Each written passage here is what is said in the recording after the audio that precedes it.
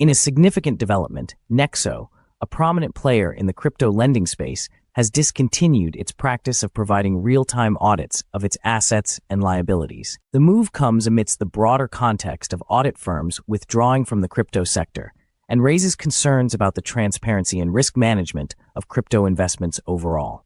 So what's happening? In September 2021, Nexo was the first major crypto lending platform to provide a publicly accessible real-time audit of its assets and liabilities.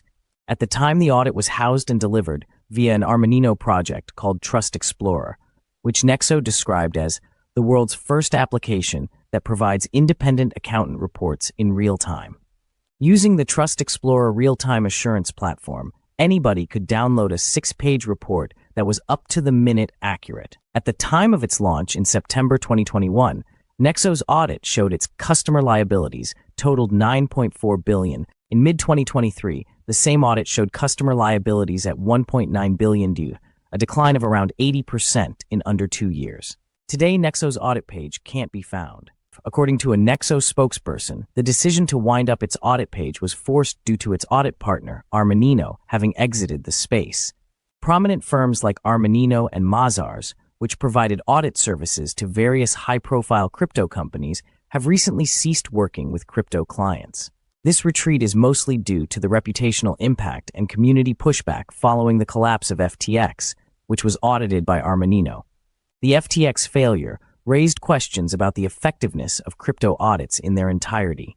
Nexo said in January 2023 that it was exploring alternatives, including developing its own cryptographic tools to maintain transparency and security for its users. Over a year later, it has released no further details or updates. So what are the implications for Nexo investors?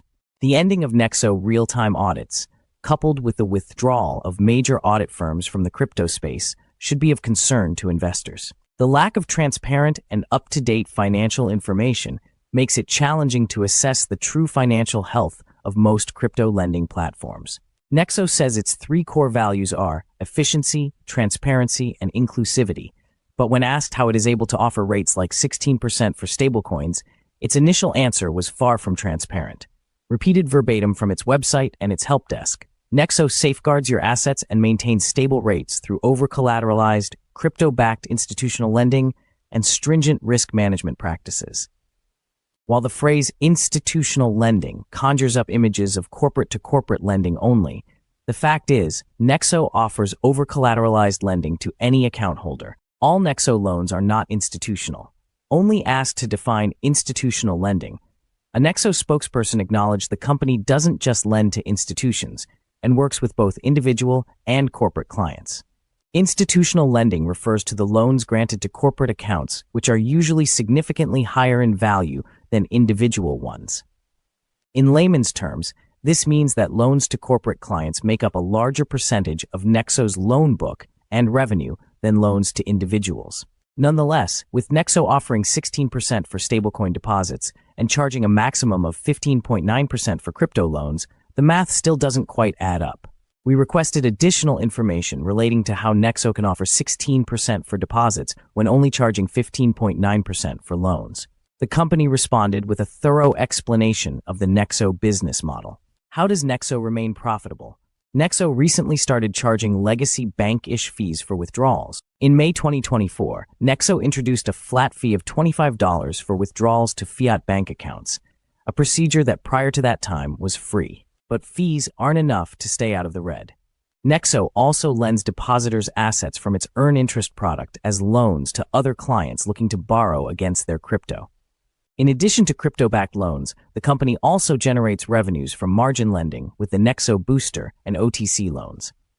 It also offers exchange-like trading products such as spot, futures, and options. While it's true Nexo offers up to 16% on stablecoins, these higher earn rates require depositors to agree to fixed terms, thresholds, and that 10% of their entire balance is held in Nexo tokens, which many customers don't want to do.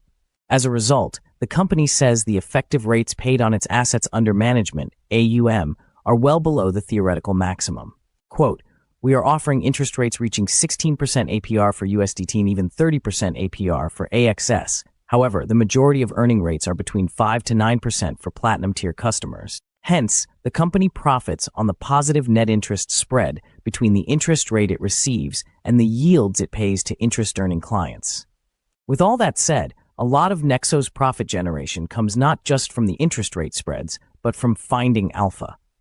All its activities, exchange services, crypto-backed loans, collateral liquidations, staking, etc., are revenue generators that require Nexo to move balances across a number of exchanges and DeFi protocols. As a byproduct of its holding balances across different exchanges and protocols, the company says it can seize opportunities for alpha generation in market-neutral ways that bolster its own treasury.